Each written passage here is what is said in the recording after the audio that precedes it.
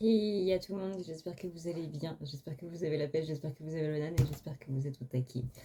Aujourd'hui, on va faire un tirage que j'avais jamais vraiment pensé à faire avant, mais qui, je pense, en cette période de Mercure rétrograde, peut être plutôt pas mal pour plusieurs personnes. On va aller sur un tirage sentimental aujourd'hui. Et on va parler dans le cas où vous aimeriez deux personnes en même temps et que vous ne savez pas trop laquelle choisir. On va voir un petit peu ce que ce tirage nous dit par rapport à tout ça. Voilà. Je vous rappelle que du coup, on traite tout ce qui est relationnel dans le soin du mois avec la canalisation de Isis, Osiris et Horus, dont une méditation de Isis et Horus, qui peut être quand même vraiment pas mal, qui sert à enlever les énergies négatives qui nous bloquent un petit peu, etc. etc. Pour participer, vous avez toujours le lien PayPal qui est en barre d'infos. C'est un soin qui coûte 60 € à la base et que je vous offre du coup pour 10 € minimum. C'est vous qui choisissez combien vous voulez pour participer. Et n'oubliez pas de mettre votre adresse mail avec du coup la participation PayPal. Voilà, vous avez les liens Tipeee et PayPal en barre d'infos si jamais ça vous intéresse. Et les liens sont envoyés par mail. Voilà. C'est pour ça qu'il me faut l'adresse mail. C'est pour ça que c'est très important de ne pas oublier l'adresse mail. Alors, voyons voir un petit peu.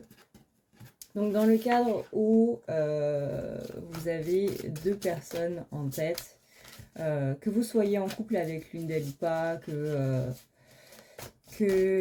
vous les connaissiez depuis aussi longtemps l'un que l'autre ou pas, peu importe, vous adaptez suivant votre situation. Moi, le thème du tirage, c'est juste j'aime deux personnes. Comment faire ?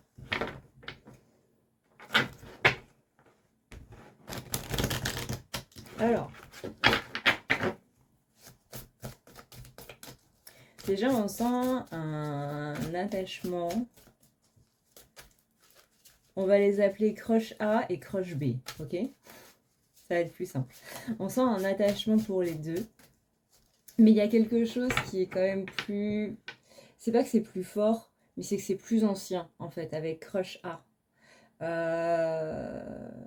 Possiblement que vous avez une relation qui n'a pas marché, ou que vous avez essayé, que ça n'a pas marché. Il y a quelque chose au niveau relationnel qui a pas trop fonctionné, soit on n'était pas disponible, soit on n'était pas... l'autre n'était pas disponible. Il y a eu beaucoup d'efforts qui ont été faits par rapport à cette personne. Il y a eu beaucoup de choses qui ont été dites en bien et en mal. On sent un passif quand même qui est assez lourd, autant positivement que négativement. On sent qu'il y a de la rancœur vis-à-vis de cette personne. On se demande si cette personne va être capable d'évoluer. C'est pas spécialement de changer, mais surtout d'évoluer. Et en même temps, on est en train de culpabiliser en mode bah ouais, mais j'ai pas envie que cette personne change juste pour moi en fait. Et j'ai envie que cette personne change parce qu'elle le souhaite, parce qu'elle le veut, et non pas parce que je suis malheureux, malheureuse ou quoi que ce soit, parce que dans ces cas-là, ça veut dire tout simplement que cette personnalité-là ne me va pas. C'est possiblement quelqu'un avec qui vous êtes en grande distance, ou alors qu'il y a eu de la distance, par exemple si c'est un de vos collègues, on a pu mettre de la distance émotionnelle un petit peu là-dedans. Il y a vraiment une prise de distance, donc physique ou énergétique ou émotionnelle qui s'est fait. C'est possiblement quelqu'un que vous avez rencontré lors d'une sortie, peut-être un week-end.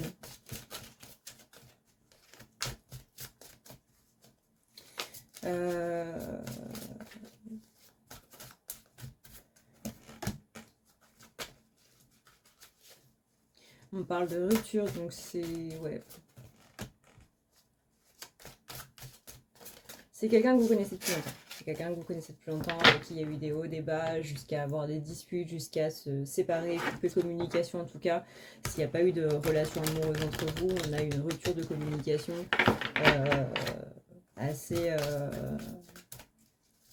assez fréquente, dont une plus lourde que les autres. On sent qu'il y a une grosse rancœur par rapport à une dispute qui s'est passée...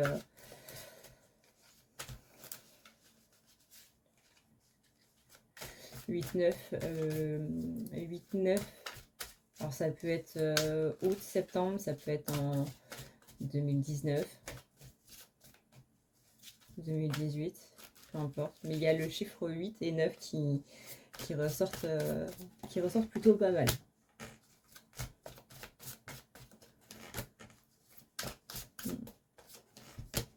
Peut-être que pendant des années, vous avez reçu beaucoup de signes par rapport à cette personne, que vous avez beaucoup pensé par rapport à ce crush A. Voilà. Donc normalement, avec cette description-là, vous devriez savoir de qui je parle, si vous êtes concerné ou pas. On a quelqu'un qui a un fort caractère, hein. Quelqu'un qui n'a pas peur de dire les choses tout haut, même quand il ne faut pas. Quelqu'un qui a été possiblement beaucoup bridé dans l'enfance et qui du coup, une fois adulte, se lâche un peu trop, on va dire. On sent que des fois, ça vous met mal à l'aise.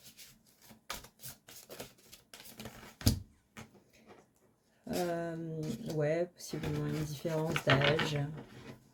Et vous recevez pas mal de choses. Vous avez reçu peut-être beaucoup de signes à une époque par rapport à cette personne. Voilà, bon, alors, du coup, ça, c'est le crush A. Voyons voir un petit peu comment se passe la situation avec ce crush A. Vous posez beaucoup de questions. Pas spécialement par rapport à une vie en commun, mais par rapport à, est-ce que cette personne va être en mesure d'évoluer dans le même sens que moi, en fait. Est-ce que nos énergies, littéralement, vont vibrer à la même fréquence à un moment, ou est-ce qu'on va continuer de déchirer comme ça, de faire des allées et venues, de faire des allers-retours, d'avoir des ruptures, de se remettre ensemble, puis finalement non, puis... Est-ce qu'on va être capable de concrétiser ces projets? Et il y a même la question de est-ce que j'ai toujours envie de concrétiser ces projets-là avec cette personne-là? Il y a eu beaucoup de fuites de la part de l'un et de l'autre. Il y a ce petit truc de bah ouais, mais ça fait tellement longtemps que je suis avec cette personne que si on arrête là maintenant tout de suite, j'aurai ce goût d'inachevé avant d'avoir pu vivre avec cette personne. Alors pour certains, je vous dirais, c'est peut-être pas plus mal, parce que vivre avec quelqu'un, c'est compliqué, en fait. Vivre avec quelqu'un, c'est extrêmement compliqué. Quand on est l'un sur l'autre, 24 heures sur 24, qu'on vit ensemble, qu'on dort ensemble, qu'on mange ensemble, qu'on n'a pas de réel moment d'intimité, mis à part sous la douche ou quoi que ce soit, qu'on a toujours la présence de l'autre qui est dans la maison ou quoi, c'est quelque chose qu'il faut pouvoir vivre. Il y a des couples qui sont faits pour être ensemble, qui sont faits pour être en couple, mais qui ne sont pas faits pour habiter ensemble. Ça a une grande différence, ça. Et il y a de plus en plus de gens, justement, en couple, qui sont dans cette optique de on se met ensemble, oui, mais on n'habite pas ensemble. Parce que la façon de vivre de l'un et de l'autre ne va pas ensemble. Mais pourtant, dans le reste, tout se passe très bien.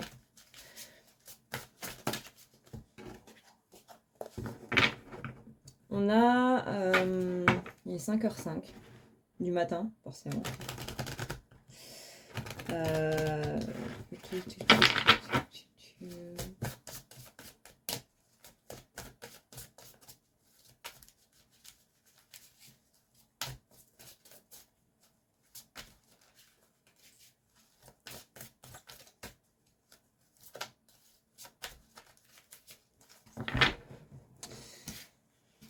Ouais. Il y a eu beaucoup de peur dans cette relation, où ça a réveillé beaucoup de peur, et il y a eu besoin de beaucoup de pauses émotionnelles. Ça a fait ressortir tellement de choses que il y avait ce besoin de prendre des pauses, en fait. D'où le côté, heureusement que d'un côté on n'a pas eu cette vie en commun ensemble, à proprement parler, parce que c'était trop en fait, dans tous les sens du terme, c'était trop intense, trop vite, trop fou, trop. Et vous mettez après l'adjectif que vous voulez. Mais ouais, on est vraiment en train de se demander est-ce qu'il y aura vraiment des changements positifs? Est-ce que je suis toujours en dépendance affective? Est-ce que finalement c'est pas juste de l'attachement que j'ai envers cette personne? Parce que bah, ça fait des années quand même que je suis habituée du coup à aimer cette personne. Et en même temps je suis aussi habituée plus ou moins à son absence. J'attends une surprise de sa part, mais au final, est-ce que cette surprise va vraiment venir? Donc du coup, il y a beaucoup de questions qui se posent en mode est-ce que ça vaut la peine de continuer ou est-ce que, bah justement, vu que je commence à avoir des sentiments pour quelqu'un d'autre, est-ce que je laisserai pas ça en suspens pour justement voir comment c'est avec Crush B? Mais en même temps, on n'a pas envie parce qu'il y a une responsabilité émotionnelle en mode bah ouais, mais si je fais ça, je vais le ou la propulser au fond du trou. Et il y a vraiment un côté de responsabilité émotionnelle en mode j'ai pas envie de mettre mal cette personne par mon départ, qui je sais, il ou elle va le prendre comme une trahison.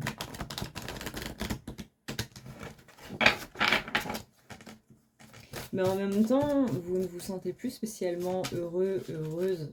Parce que vous voyez bien que cette relation, au bout du compte, c'est de l'attente, beaucoup d'attente, beaucoup d'attente, où vos besoins, vous les passez en dernier dans cette relation, où vous devez toujours vous adapter au rythme émotionnel de l'autre. Il y a beaucoup d'amour, il y a énormément d'amour, il y a aussi beaucoup d'attachement. Encore une fois, il y a beaucoup d'habitude parce qu'on est habitué à aimer cette personne depuis des années.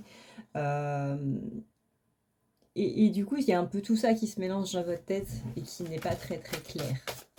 Et c'est ça qui fait qu'aujourd'hui, vous êtes complètement perdu par rapport à ça. Et qui fait que vous vous posez la question de est-ce que ça vaut vraiment le coup de continuer ou pas, en fait.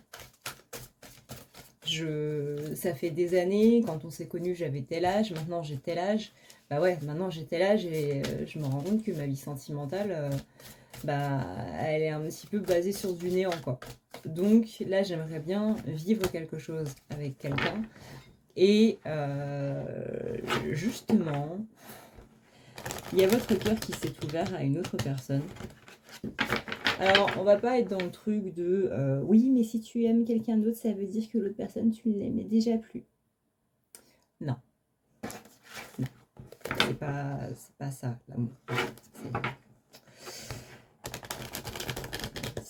Dites ça en remplaçant cette personne par enfant. Ouais, mais si tu aimes ton autre enfant, ça veut dire que le premier enfant, tu ne l'aimes déjà plus. Aimer plusieurs personnes en même temps, ça s'appelle pas spécialement l'amour polygame, ça s'appelle l'amour inconditionnel. Aimer quelqu'un en se séparant de lui ou d'elle, en le laissant faire sa vie, en le laissant faire son évolution, etc. etc. En lui souhaitant tout le bonheur du monde et en continuant de l'aimer malgré le fait qu'on n'est pas avec, ça s'appelle de l'amour inconditionnel. Quand vos enfants vont vivre leur vie avec leur conjoint, etc., bah vous continuez de les aimer. Hein, ils sont plus sous le toit, ils sont plus avec vous et pourtant vous continuez de les aimer. Bah, c'est de l'amour inconditionnel. Je cherche mon câble parce que on vient de me dire que j'ai plus de batterie. Comme d'hab.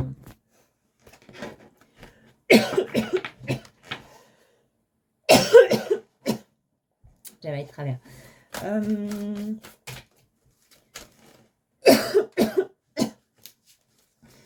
Cette nouvelle personne, c'est aussi quelqu'un où vous avez... Voilà. Cette nouvelle personne, c'est quelqu'un que vous ne voyiez pas, que vous n'avez pas vu à la base comme étant un amoureux potentiel. Amoureuse potentielle. C'est-à-dire qu'à la base, c'était pas du tout prévu comme ça. C'était un très bon ami. C'était quelqu'un avec qui, justement, il y avait un petit peu des pensées en mode « Putain, j'espère que cette personne ne tombera pas amoureuse de moi. Parce que là, on va être dans la merde. » Justement parce que j'aime Crush A. à un point incommensurable. Et ça, c'était il y a quelques temps, quelques mois, quelques années. Ça date pas d'hier. Vous n'avez pas rencontré cette personne hier. Et au fur et à mesure, il y a vraiment une complicité qui s'est installée entre vous, un support émotionnel, un soutien émotionnel des deux côtés. Il y a vraiment ce truc de j'ai appris cette personne a appris de moi. On avait des discussions qui étaient très longues, jusque tard le soir, jusqu'à faire des nuits blanches. Il y avait vraiment ce côté très complice, très fusionnel, voire même ambigu. Peut-être qu'il y a des gens autour de vous qui justement étaient en train de penser que vous étiez ensemble, tellement vous étiez fusionnel et tellement vous étiez proches, en fait, dans une ambiguïté assez presque intime, en fait. Et ça vous a fait du bien, ça vous a fait beaucoup de bien.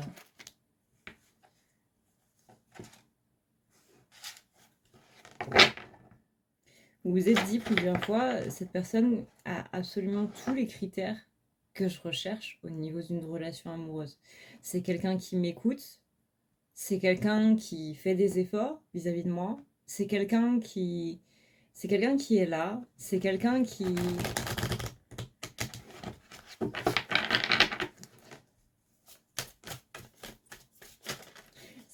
guérit aussi. Ouais, c'est quelqu'un qui est en pleine guérison d'une dépendance affective, qui sort d'une relation qui a été longue. Et c'est pas en mode... ça a été une rupture, je vois, assez compliquée pour Crush B. Parce qu'il n'y avait pas spécialement de choix, en fait. Il y a un impératif de vie, un impératif de projet de vie que les deux ne partageaient pas avant, et donc du coup ils se sont séparés. Avec l'ex de Crush B, du coup. Donc des plans de vie qui sont complètement différents. Et du coup ouais, bah, obligé de se séparer parce que bah, moi j'ai envie de ça pour mon avenir et bah, l'autre non, pas du tout, quoi. Et ça, c'est pas quelque chose qu'on peut conjuguer. Alors, on parle d'enfants, donc effectivement, hein, s'il y en a un qui veut des enfants et qu'il y en a un autre qui n'en veut pas, ça devient vite compliqué. Parce que c'est pas quelque chose sur lequel on peut vraiment faire l'impasse, on peut vraiment passer au-dessus pendant. Bah, quand on est jeune, quoi, mais quand on commence à prendre un petit peu d'âge, ça commence à devenir un petit peu compliqué. Mais ouais, on sent que c'est une rupture qui a été très très difficile pour Crush B. Et qui du coup a développé pas mal de peur par rapport à ça. Pas mal de est-ce que je rencontrerai quelqu'un qui justement aura cette même vision de l'avenir que moi? Est-ce que je rencontrerai quelqu'un qui saura écouter ces projets-là et qui saura mettre des efforts dans la relation pour aller vers ça? C'est quelqu'un aussi qui n'est pas très à l'aise avec... qui commence à être à l'aise avec ses émotions, mais qui ne l'est pas trop. C'est quelqu'un qui est un petit peu en éveil émotionnel, on va dire ça comme ça, qui apprend à s'écouter, qui commence à comprendre sa propre psychologie, qui commence à comprendre un petit peu ses émotions, à les analyser, à analyser ses pensées, ses réactions. C'est quelqu'un qui a plein de projets aussi, qui a plein de projets à la fois personnels, à la fois émotionnels, qui a plein d'objectifs de vie différents, pas spécialement des énormes, hein, pas spécialement des gros, en mode je vais acheter une maison et puis je vais faire le tour du monde ou quoi que ce soit. Non, ça peut juste être, bah voilà, je vais mettre en place une routine un petit peu plus saine. Je vais, plutôt que de prendre des plats surgelés, je vais les faire moi-même. Vous voyez, c'est vraiment des petits trucs, mais des habitudes qui ont leur importance en fait dans la vie de tous les jours. Et on sent que c'est quelqu'un qui est dans une démarche qui est beaucoup plus saine. Mais c'est quelqu'un aussi qui aime bien contrôler. C'est quelqu'un qui ne supporte pas l'imprévu, qui a peut-être beaucoup de mal avec l'échec. et qui du coup aime bien tout contrôler, aime bien être un peu dirigeant par rapport à tout ça. On sent que cette personne est dans une pause émotionnelle, est dans une pause un petit peu relationnelle, donc peut-être qu'à l'heure actuelle vous ne vous parlez plus, peut-être qu'il y a eu une dispute justement, une dispute de jalousie, peut-être on me dit, peut-être que ça a un rapport avec Crush A, peut-être que vous êtes disputé à cause de Crush A. Mais en tout cas, il y a un truc par rapport à ça. Vous vous posez la question de savoir si c'est bien de vous mettre ensemble ou pas, justement parce que vous aussi, vous avez des attentes différentes. Et que du coup, vous n'avez pas spécialement envie de lui faire, de lui ou de la faire revivre. Non, dans tous les cas, on dit lui. Je sais plus. Bref, masculin, féminin, revivre cette histoire qui a été extrêmement douloureuse pour cette personne. Si on reprend par exemple le truc des enfants, bah, peut-être que vous ne voulez pas d'enfants, que cette personne-là veut des enfants, et que bah, du coup vous êtes en train de vous dire bah ouais, mais attends, tu t'es séparé, il ou elle s'est séparé de son ex par rapport à ça, et moi je suis dans le même cas de figure, c'est-à-dire que moi des enfants j'en veux pas.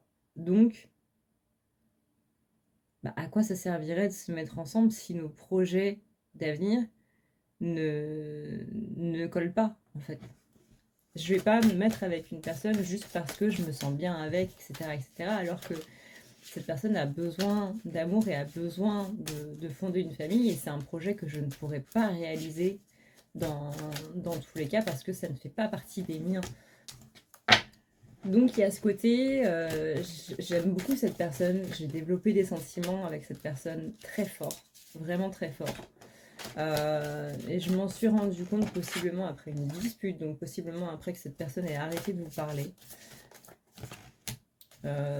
Et donc du coup vous posez la question de ok, est-ce que je suis justement en dépendance affective parce que du coup ça a créé un manque, parler tous les jours avec cette personne qui me comprenait, qui m'écoutait, qui me soutenait, etc. Et maintenant n'avoir plus rien, est-ce que je ne suis pas retournée en dépendance affective mais sous une autre forme? Est-ce que c'est pas justement l'effet de manque qui fait que je développe de plus en plus des sentiments pour cette personne? Il y a une douleur émotionnelle, en tout cas, des deux côtés, de votre côté et du côté de Crush B.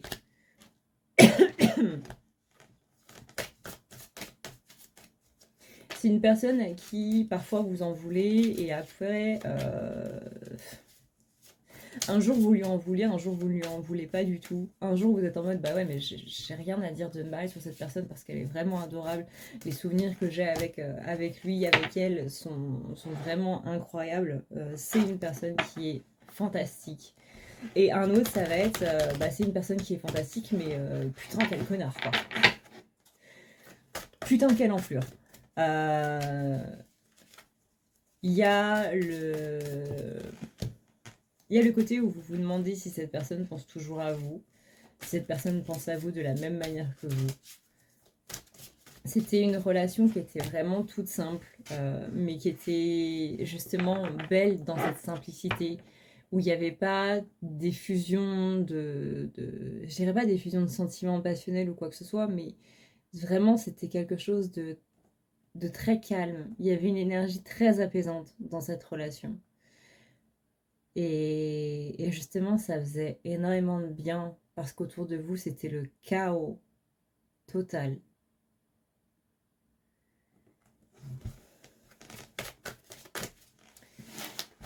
Bon, maintenant qu'on a vu un petit peu les plans psychologiques de Crush A et Crush B, comment ça va se passer? Alors, on va dire si on se met en couple avec Crush B, comment est-ce que ça se passe?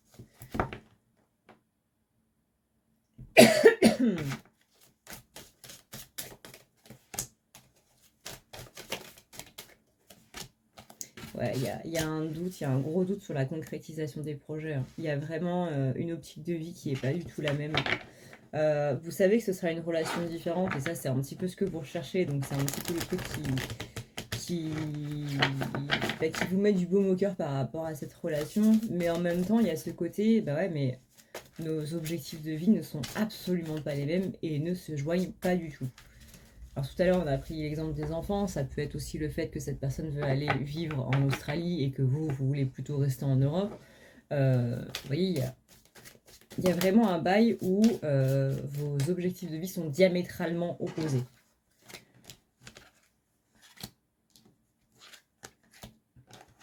Sur la fin de votre relation, ça a beaucoup manqué de douceur. Peut-être que sur la fin de la relation, il y a eu beaucoup de disputes, beaucoup de... Alors qu'avant, justement, c'était quelque chose qui se passait de façon très calme. Et vous repensez un petit peu à tout ça en mode, bah ouais, mais est-ce qu'il n'y avait pas de la jalousie entre deux, de ma part envers lui, elle, et de lui, elle envers moi? Il y a vraiment ce côté où c'est comme si à un moment donné, votre relation, elle avait pris un autre tournant sans même que tous les deux, vous ne vous en rendiez compte, et qu'elle était devenue trop, en fait. Euh, et... Et maintenant que vous y réfléchissez à la tête un petit peu plus reposée, maintenant que c'est passé, que ça fait plusieurs mois, etc., il y a vraiment ce retour en arrière qui est en mode, bah ouais, mais là, c'est vrai que c'était une dispute un peu bizarre. Enfin, c'est pas une dispute que des amis ont, en fait. C'est une dispute qu'un couple peut avoir. Donc il y a vraiment ce côté ambigu qui est dans votre relation de base. Et en même temps, vous êtes en mode, bah ouais, mais heureusement que ça s'est terminé. Parce que bah du coup, je suis amoureuse de Crush A. Que dans tous les cas, nos projets de vie avec Crush B ne s'accordent pas, ne se conjuguent pas. Mais en même temps, il y a vraiment cette question de, ok, est-ce que je reste avec Crush A par habitude ou parce que j'ai peur de lui briser le cœur? Est-ce que j'ai encore des sentiments pour cette personne? Et les sentiments que j'ai pour Crush B, est-ce qu'ils sont réels? Est-ce que c'est pas dû justement à un aspect psychologique, etc. En ce moment, vous êtes perdu en amour. C'est waouh, vous êtes complètement perdu. Que ce soit avec l'un ou avec l'autre, il y a autant de raisons de se mettre ensemble que de raisons de ne pas se mettre ensemble. C'est-à-dire que si vous faites un tableau avec colonne bon et colonne moins bon et colonne mauvais, et ben il y a toutes les cases qui sont remplies. C'est ex aequo partout. Avec les deux. C'est incroyable. Dans tous les cas, il y a une douleur émotionnelle. Dans tous les cas, j'ai envie de dire que ce sont deux personnes qui vous ont fait du mal d'une manière ou d'une autre. Euh, il y a le côté confiance aussi qui ressort.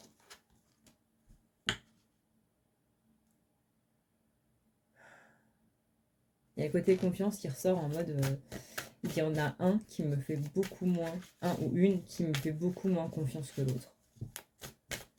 Et ça, c'est un gros point négatif parce que j'ai besoin que mon autre me fasse confiance en fait. C'est la base.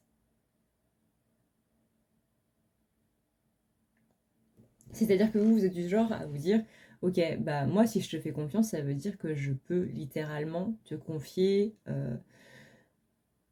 mes enfants, te confier ma vie, te confier n'importe quoi. Et je sais que tu y feras attention. Et là, il y a ce côté, je sais pas trop. Peut-être que c'est cette personne-là qui ne vous fait pas confiance. Donc Crush B qui ne vous fait pas confiance. Et peut-être que c'est ça qui a mené à votre dispute. En mode, un truc qui est parti assez loin, en mode, putain, mais bien sûr que je protège les gens que j'aime. Genre, je suis prêt à me battre bec et ongle pour les gens que j'aime. Et vraiment, ça fait super mal que t'en doutes, en fait. Que tu penses que je ne me battrai pas pour toi, euh, alors que t'es mon ami, mon meilleur pote, etc. Enfin, à ce moment-là, possiblement on s'en rendait pas compte encore une fois à l'époque. Ouais, ça me fait mal que tu me dises que tu penses que je suis incapable de protéger les gens que j'aime.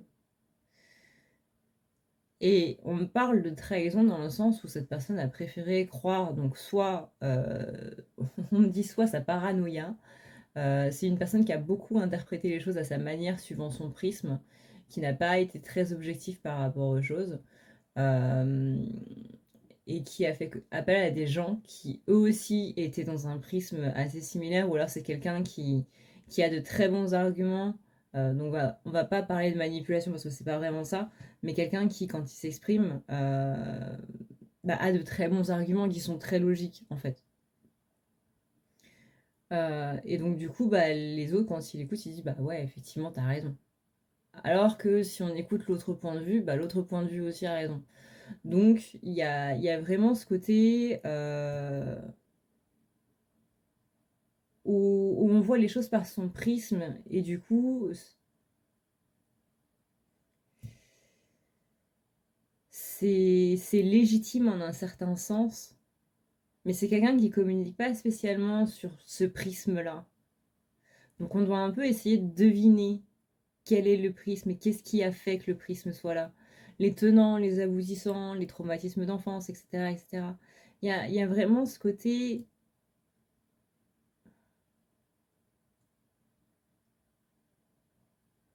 Ouais, vous êtes vraiment en train de vous dire, mais est-ce que j'ai envie que cette personne revienne ou pas dans ma vie? Euh, Parce que c'est compliqué. C'est compliqué.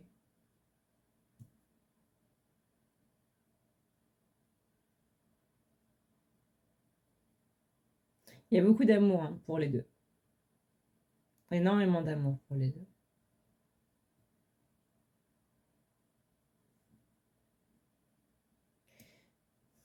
Et j'ai l'impression qu'il y en a un à qui ça a fait. Enfin, il y en a un ou une, ça a fait plus mal que l'autre. Parce qu'il y avait ce côté, l'autre, je sais ce qu'il en est. Par exemple, Crush A, je le connais depuis des années.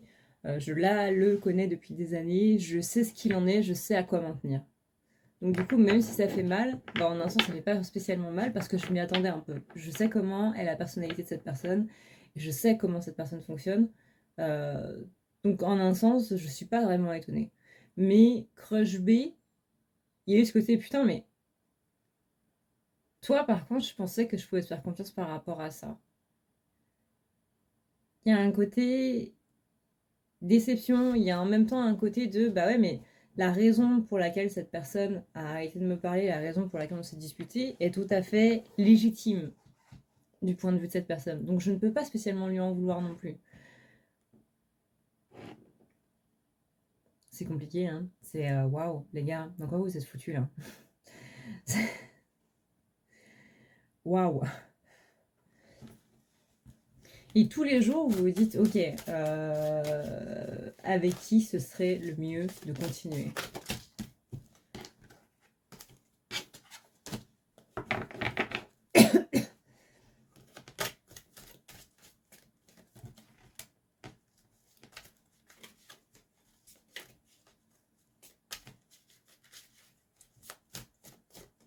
D'un côté, j'ai envie d'essayer, mais essayer avec qui?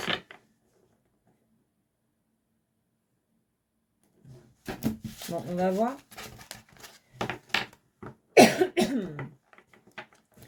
Comment est Crush A par rapport à vous et comment est Crush B. Donc on va commencer par Crush A.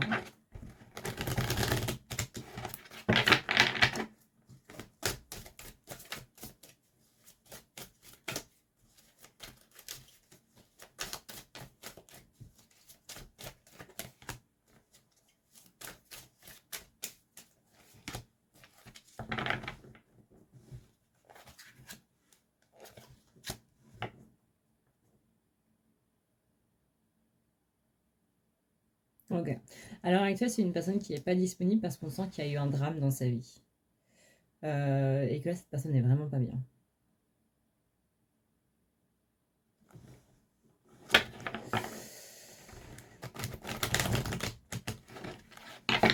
Cette personne a perdu un repère. Alors ça peut être un parent, un membre de la famille, un ami ou quoi que ce soit, mais on parle vraiment d'un drame. Donc là, pour l'instant, et vous le savez plus ou moins, donc vous savez que là, c'est pas le moment pour cette personne d'être présente ou quoi que ce soit. Vous savez que c'est pas possible.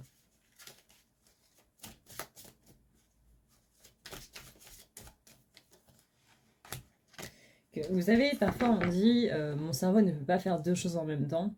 Et bien là, c'est un petit peu ça. Émotionnellement parlant, je peux pas être sur deux trucs en même temps. Je peux pas et être sur mon drame et te soutenir et être présente pour toi, etc. Non, là, il faut que je vive ma peine et le temps que ça prendra.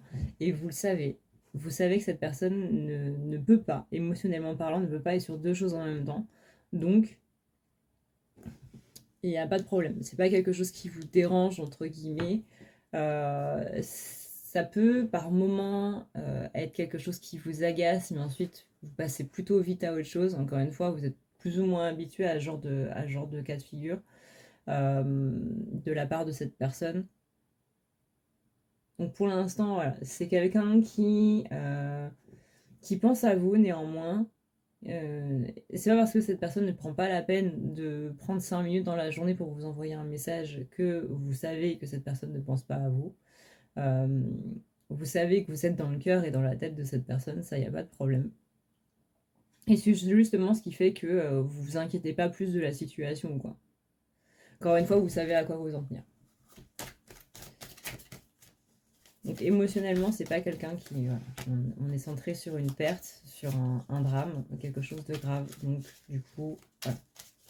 Ça vous alarme pas plus que ça, vous n'êtes pas en questionnement, vous n'êtes pas en mode furie, en mode putain, mais qu'est-ce qui se passe, blablabla, j'ai pas de nouvelles, non, là vous êtes vraiment en mode je sais ce qui se passe, j'ai l'habitude, donc il n'y a pas de problème, et je comprends totalement que cette personne soit dans autre chose à l'heure actuelle que de s'occuper de moi, c'est normal. Vraiment, il n'y a pas de rancœur, il n'y a pas de... Tout va bien. Cette personne pense à vous quand même, proche A pense à vous, en mode je me sens une loque et j'espère aller mieux assez vite pour faire mes preuves. Ouais, pour faire mes preuves. Montrer que j'ai changé, montrer que les choses elles ont évolué. C'est quelqu'un qui a beaucoup envie de vous prouver que qu'il ou elle a changé. Enfin, changer / évoluer. Parce que pour moi, changer, c'est pas le terme qui convient exactement. Mais et voilà, là on a vraiment, ouais, on a un truc. Je sens cette personne tellement triste, tellement dans une injustice. Enfin, vous voyez tout ce qui est en lien avec le deuil, là. Putain, mais c'est trop injuste que c'est les meilleurs qui partent les premiers. C'est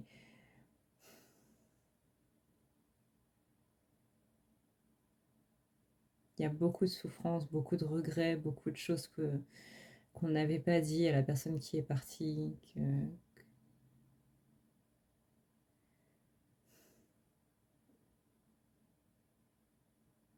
Sans énormément de colère, de révolte, de colère contre soi-même, et à l'intérieur, il y a une énorme. Il y a un tsunami de tristesse là qui va.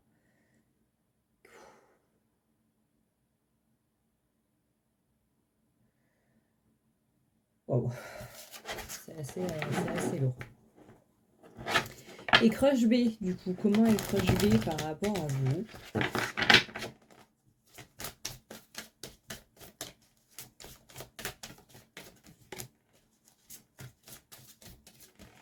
Après, quelqu'un qui se sent possiblement un peu honteux ou qui a encore de la rancœur vis-à-vis de vous, mais dans tous les cas, c'est possiblement même un mélange de tout ça. Mais dans tous les cas, c'est quelqu'un qui n'est pas prêt à être ouvert à la discussion à l'heure actuelle.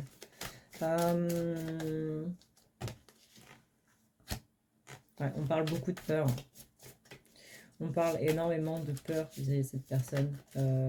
Pour moi, c'est dû au manque de confiance. À la fois dans le côté... par exemple, bah ouais, je t'ai bloqué du jour au lendemain, donc j'aurais un peu honte de revenir comme ça.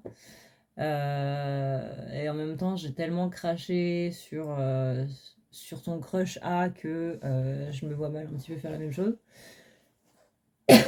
Où je te demandais justement de sortir de cette dépendance affective et tout, je me vois mal revenir comme une fleur, exactement comme ce mec ou cette meuf. Mais il y a beaucoup de peur. Il y a beaucoup de peur j'ai peur de trop faire confiance encore une fois parce que pour cette personne, il y a vraiment eu un crash de confiance qui s'est effectué. Quelqu'un qui pensait avoir confiance en vous et qui au final ne l'a jamais vraiment placé, ce qui a aussi conduit à cette sorte de situation. Quelqu'un qui avait envie de vous faire confiance, mais qui avait quand même pas mal de barrières par rapport à beaucoup de choses, de barrières relationnelles, de barrières humaines, etc. Et qui du coup a envie de faire confiance, mais s'interdit en même temps de faire confiance. C'est très paradoxal, mais c'est généralement comme ça que ça fonctionne. Ouais, on parle de quelqu'un qui n'est pas prêt encore. Dans l'instant présent, là, maintenant, tout de suite, voilà, c'est pas possible. Vous êtes... Il y a vraiment ce côté, j'ai pas envie de répéter les mêmes schémas que Crush A. Voilà, Crush B n'a pas envie de répéter les mêmes choses que Crush A vous a fait. En même temps, c'est quelqu'un, encore une fois, qui sort d'une relation qui était très intense, très belle, et qui s'est terminée, non pas parce qu'on ne s'aimait plus, mais parce que les avis étaient différents, les objectifs de vie étaient différents, donc ça aussi, c'est très dur. C'est une personne qui, du coup, a envie de s'engager avec quelqu'un qui a les mêmes objectifs de vie. Vous savez que vous ne correspondez pas déjà à ce critère-là, donc il y a pas mal de choses qui... Voilà. Encore une fois, vous posez la question de est-ce que je suis en dépendance affective? Est-ce que c'est le fait qu'il y a du manque ou pas?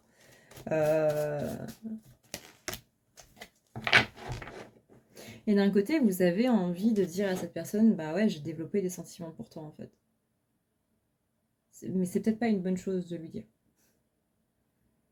Ça a peut-être plus perturbé cette personne qu'autre chose. Donc vaut peut-être mieux pas qu'elle le sache. Enfin, qu'il ou elle le sache.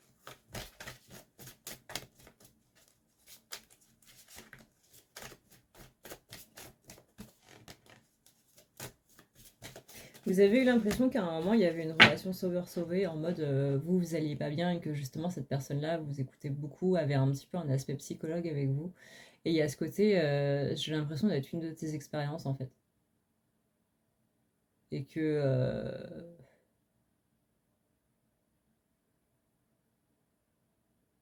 il y a à la fois le côté, bah, je te remercie pour tes encouragements et tout, et en même temps, il y a tellement de trucs. Il y a le côté, je peux pas faire face au poids de la reconnaissance en mode, tu me demandes de te montrer ma reconnaissance, ou moi j'ai l'impression en tout cas que tu me demandes de te montrer ma reconnaissance, mais du coup c'est hyper compliqué. Déjà parce que je sais pas comment faire et que quand je te dis merci, tu les balais un petit peu du revers de la main. Quelqu'un qui n'accepte pas spécialement les compliments ou les louanges ou les remerciements, ce genre de choses. Quelqu'un qui est assez mal à l'aise avec ça. En même temps, il y a le côté, j'ai l'impression d'être une de tes expériences. Euh, En même temps, il y a le côté communication à chier. Communication horrible en 2023.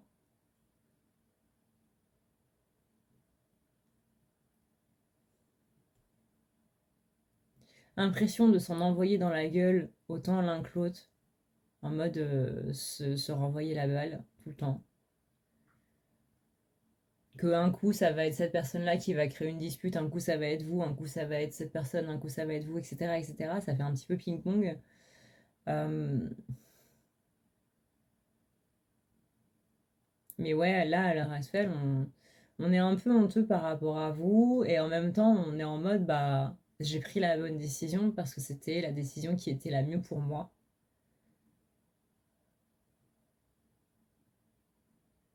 Vous comprenez cette décision. Il y a une partie de vous qui comprend cette décision, décision, pardon. Et en même temps, il y a une partie de vous qui est en mode, putain, mais comment en fait? Ça voulait dire que tu me connaissais pas si bien que ça.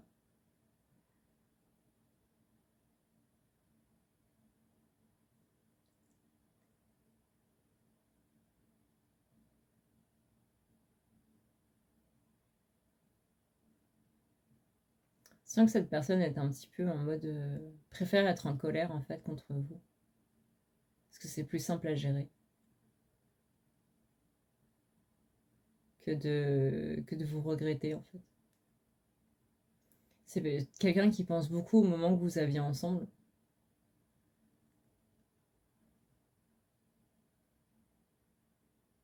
Je vois beaucoup de rire entre vous. Vraiment, il y avait une ambiguïté qui était très mince. Hein. Mais c'était quelqu'un qui vous faisait sentir bien. Et en même temps, sur la fin de cette relation, il y avait des moments... Enfin, il y avait plus de moments où cette personne vous faisait sentir mal à l'intérieur de vous-même. Peut-être qu'il y a eu beaucoup de reproches, beaucoup de critiques, des façons de faire ou quoi que ce soit. Et du coup, ça vous faisait vous sentir mal. Mais malgré tout ça, vous avez gardé surtout en mémoire les bons moments, plus que les mauvais.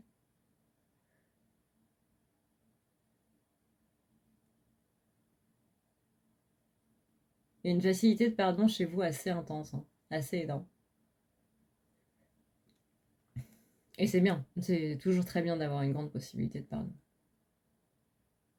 Mais les autres ne la comprennent pas, par contre. Les autres vont dire que votre capacité de pardon est une forme de naïveté. C'est pas le cas. Ne laissez personne vous faire croire que les bons côtés de vous sont des erreurs. C'est pas le cas. C'est la société d'aujourd'hui qui est une erreur.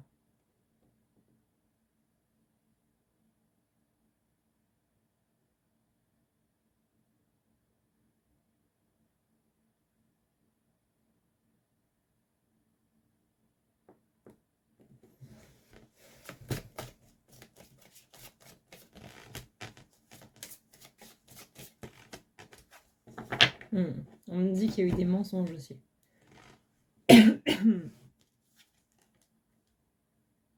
Alors ça, je peux pas vous dire de quel côté.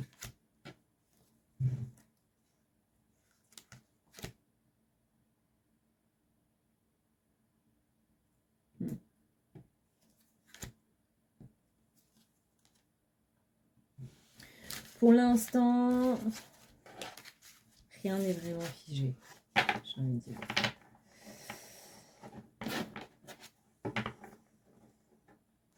Je peux pas vous dire avec quelle personne vous allez finir, c'est pas le but de ce tirage du tout. Ça, c'est à vous de faire ce choix-là.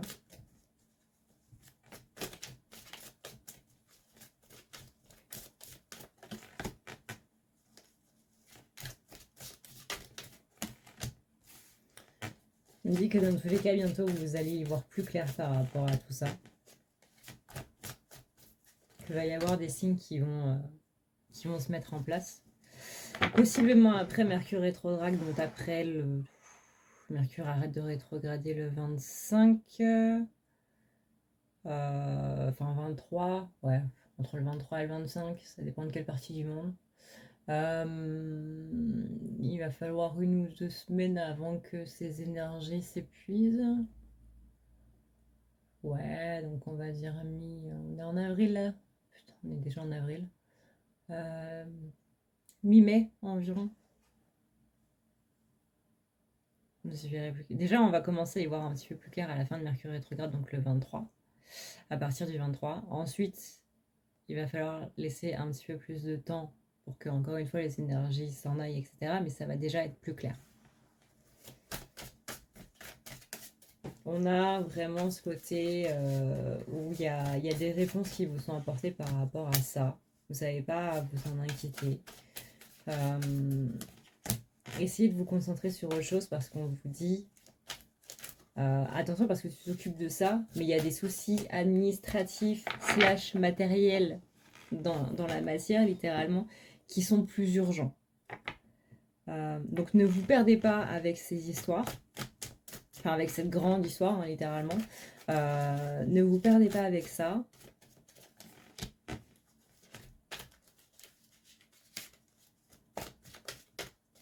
occupez-vous de ce qui vous stresse administrativement parlant.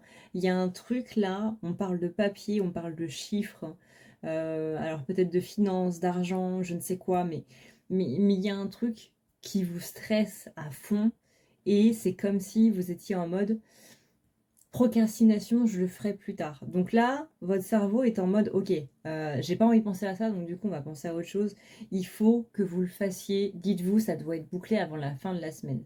Enfin, doit au moins y avoir des démarches qui sont faites, des appels qui sont passés, etc. avant la fin de la semaine, les gars. C'est comme si, ouais, c'est comme si toute cette histoire servait avant tout à ne pas vous occuper de ça parce que c'est trop stressant, ça vous fait hyper peur de fou, ça vous fait flipper sa mère.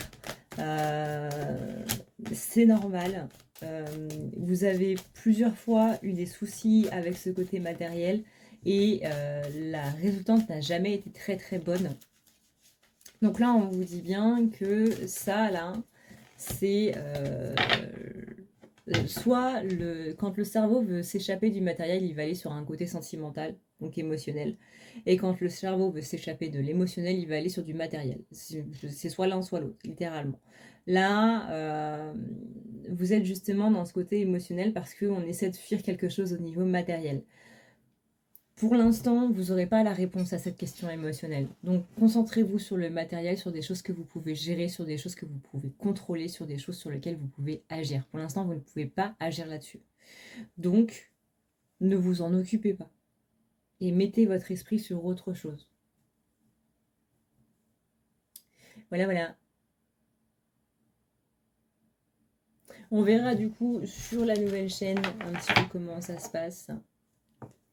Comment ça va avancer tout ça. Sur ce, eh bien écoutez, ça fait du bien de temps en temps de faire un tirage sentimental quand même. Quand même. Voilà un petit peu. J'espère que ce tirage vous aidera encore une fois en période de Mercure rétrograde où il y a possiblement des ex, etc. qui reviennent. Je me suis dit que ça pouvait être un bon sujet ça. Et c'est vrai que je n'ai jamais vraiment fait sur la chaîne. J'ai fait les énergies triangulaires, etc. Mais donc les couples d'adultère et tout, mais j'ai jamais fait dans le cadre où on aimait vraiment deux personnes sans vraiment être avec ou quoi, mais on avait deux personnes dans le cœur tout simplement. C'est intéressant aussi à faire. Sur ce, eh bien écoutez, rappelez-vous que vous avez toujours le soin du mois qui est disponible, dernier soin de cette chaîne. Et j'ai eu des retours très positifs. Merci à vous d'ailleurs d'avoir envoyé des mails de retour par rapport à ce soin. Ça m'a fait hyper plaisir et ça... Comment dire? Ça me rassure aussi quand même, hein? Mine de rien. On n'est jamais trop sûr de son travail. Donc merci à vous, encore une fois, pour tout le soutien que vous m'avez porté sur à ne pas regarder la nuit. Je vous tiens au courant très très vite justement par rapport à cette nouvelle chaîne. Et je vais la mettre en place ce week-end, je pense. Ce week-end. Et on verra tout ça. Je vous fais d'énormes bisous. Je vous dis à plus tard. Moi, je vais aller dormir parce qu'il est maintenant 5h50. Voilà, au début de vidéo, il était 5h05. Et là, il est 5h50. Voilà, voilà. Et bien, bonne journée, bonne nuit, suivant l'heure à laquelle vous regardez cette vidéo. Si vous voulez participer au soin, encore une fois, vous avez toutes les infos qui sont dans la barre d'infos. Et je vais dormir. Ciao, ciao.